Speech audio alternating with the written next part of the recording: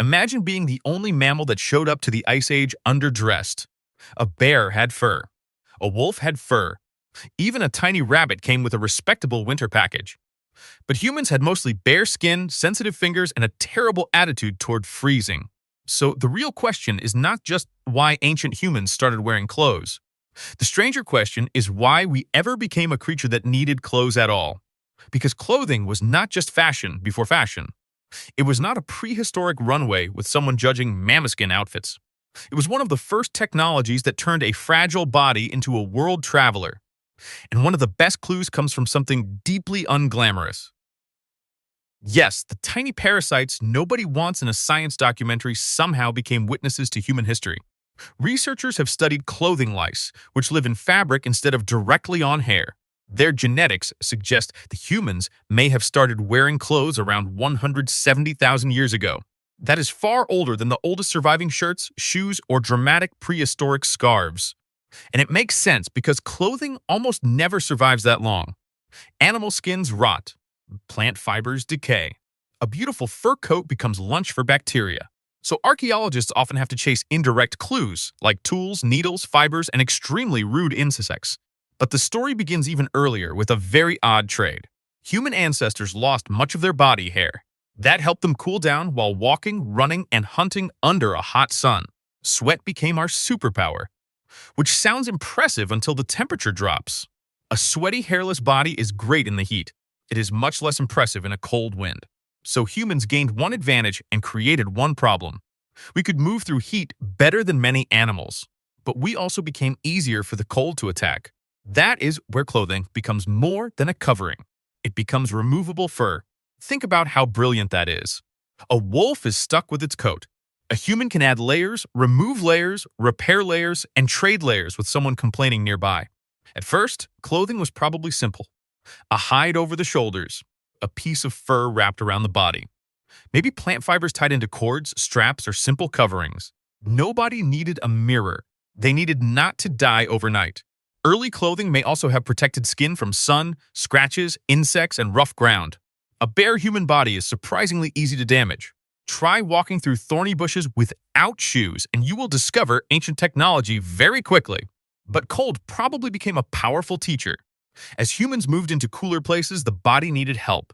Fire could warm a camp. Shelter could block the wind.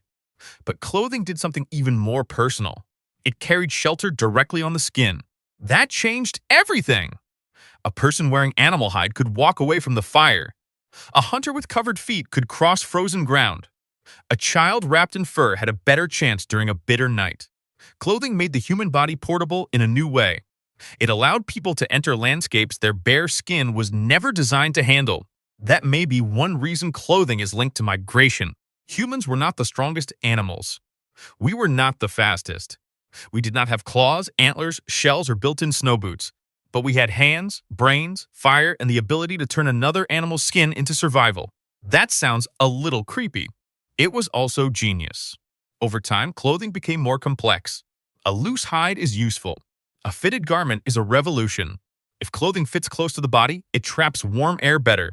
It lets people move, hunt, carry children, and work without everything sliding off dramatically. This is where tools matter. Bone awls could punch holes. Scrapers could prepare hides. Later, eyed needles allowed finer stitching. A needle seems tiny until you imagine surviving winter without one. Then it becomes a miniature survival machine. With a needle, a human could join pieces of hide. They could repair tears. They could make sleeves, leggings, footwear, and coverings that actually stayed where they belonged. That is not just clothing. That is engineering with bone, fiber, and patience. And patience mattered because making clothes was work. Someone had to find the material.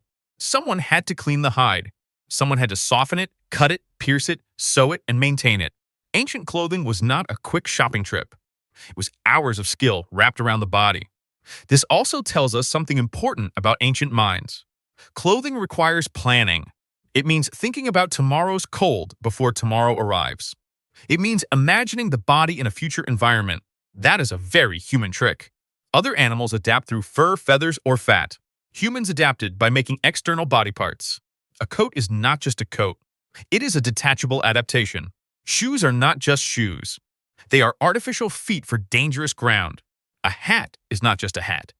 It is portable shade, warmth, and sometimes a warning that someone has style opinions. But survival was not the only force at work. Once people started making clothing, clothing started saying things. A decorated hide could show skill. A special pattern could signal identity. A necklace, bead, dyed fiber, or stitched edge could tell others who someone was. This is where the story becomes very modern, because we still do this. A uniform says one thing. A wedding dress says another. A hoodie says something else, depending on the hoodie and the person judging it. Clothing became a social language long before written language. Maybe it said, I belong to this group. Maybe it said, I am old enough for this role. Maybe it said, I survived something difficult.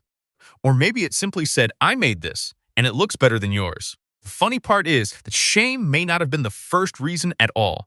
Many modern people assume clothes began because humans suddenly felt embarrassed.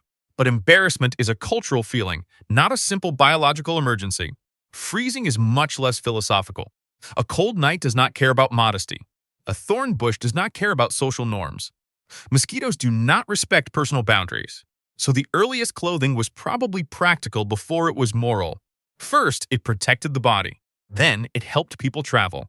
Then it became a symbol. And eventually, it became something almost every society used to organize identity, beauty, power, and belonging. That is the twist. Clothing began as survival technology, but it became a human mirror. It showed where people lived. It showed what they feared. It showed what they valued. It showed who they wanted to be. The first person who wrapped a hide around their shoulders was not inventing Fashion Week. They were solving a brutal problem with whatever nature provided. But that simple act changed our future. It helped hairless humans cross cold lands. It helped families survive harsh seasons. It helped communities carry culture on the surface of the body. And it may have helped turn humans into the strange species we are now. We are animals that make our own fur. We are bodies wrapped in tools. We are storytellers wearing technology. So the next time you put on a jacket, remember this. You are not just getting dressed. You are wearing one of humanity's oldest survival ideas. And if you had to guess, what came first for ancient clothing? Was it cold, shame, or the need to show who we are?